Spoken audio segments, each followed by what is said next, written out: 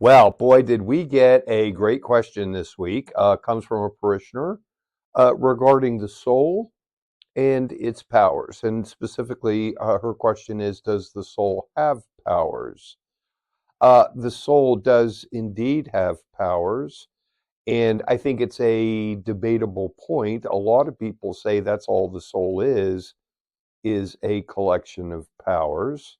Namely, and Aquinas organizes these powers into kind of tiers, um, going from powers that are shared by many things to powers that are shared among most animals to those powers that are unique to human beings. Specifically, he calls that lowest layer the vegetative powers, and they're things like, well, life or existence itself, the ability to grow, and the ability to process nutrition.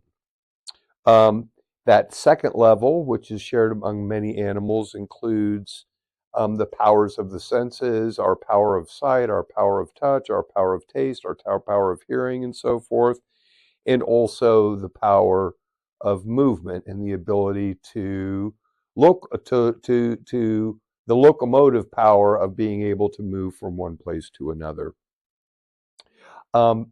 Most notable among that highest tier of powers that are specific to human beings would be things like the power of reason and the power of imagination. And again, those are powers of human beings that are intrinsic to human nature, that are not shared by other animals. Another reason why Aquinas in other places describes the human soul as a rational soul, because we possess those rational or intellective powers. As far as what the soul is, again, I mentioned earlier that a lot of people would say, well, that's all the soul is that collection of powers. But I think you could also make a good argument that the soul is not just the powers or the things that it's able to do, but also a collection of um, all of our memories, all of our emotions about the things in our past, and also our ability to anticipate the future.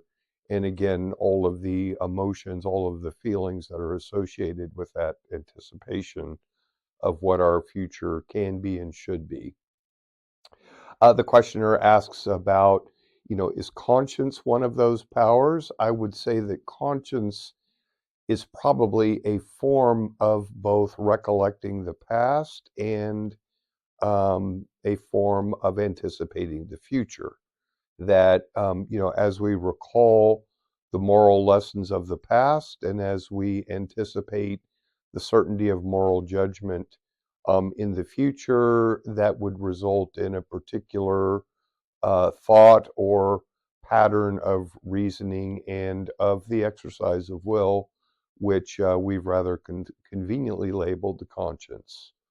So, it's a very expansive question. I hope I've responded in a meaningful way. And remember, God is who He says He is. You are who He says you are, and live the life that He created you to live.